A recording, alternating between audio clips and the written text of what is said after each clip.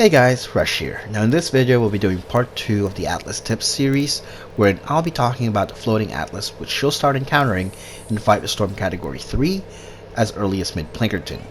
Now this will be a pretty short one because it's essentially the easiest thing you'll ever have to do in this game. It will require about 80 to 120 of any material, whether it be wood, stone, or metal, depending on the height of where the Atlas is. You just need to create an arch all the way to the Atlas in order to form a base for it. Once the base is done, then you're all good, and by that I mean you don't have to put anything else on the side. Sure, it may take some damage from time to time, but it won't be enough to fail the mission. I've ran this enough times to know that. However, there are 3 things that you need to look out for.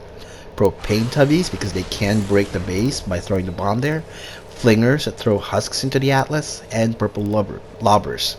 Now all of which will be targeting you before the Atlas, so your positioning is key to where they'll be throwing their attacks. Now here the Smasher is attacking me, but you don't have to worry about him with this design because he will just pass through the arch even when I'm not there. Now before we move on to the defense, I'd just like to show some people who aren't aware yet that you can break down buildings that are not made by other players using some abilities such as this one. It's pretty good and easy to clear out unnecessary debris when you're forming your Atlas base here.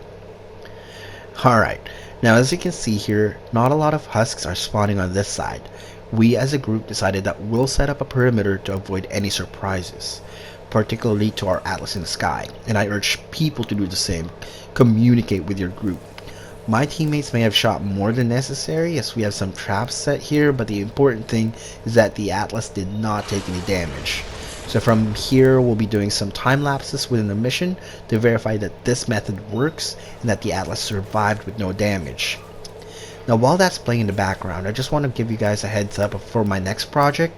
I'm going to create a series of videos for new players that are just looking to start out in Fortnite Save the World. The intent behind it is to welcome new players that could be struggling to grasp the mechanics, as well as to show some of our Battle Royale players that things are not as complicated and repetitive as rumors say. It's because on a daily basis I see the question in Facebook groups that ask, is Save the World worth it?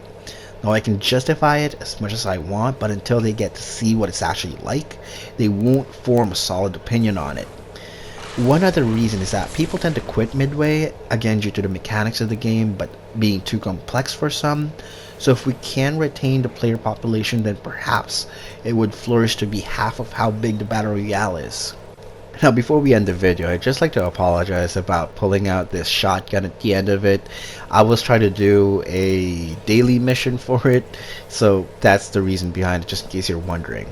Anyway, that's it for me today. Thank you for sticking it out, and I will see all of you on the next video. Bye bye.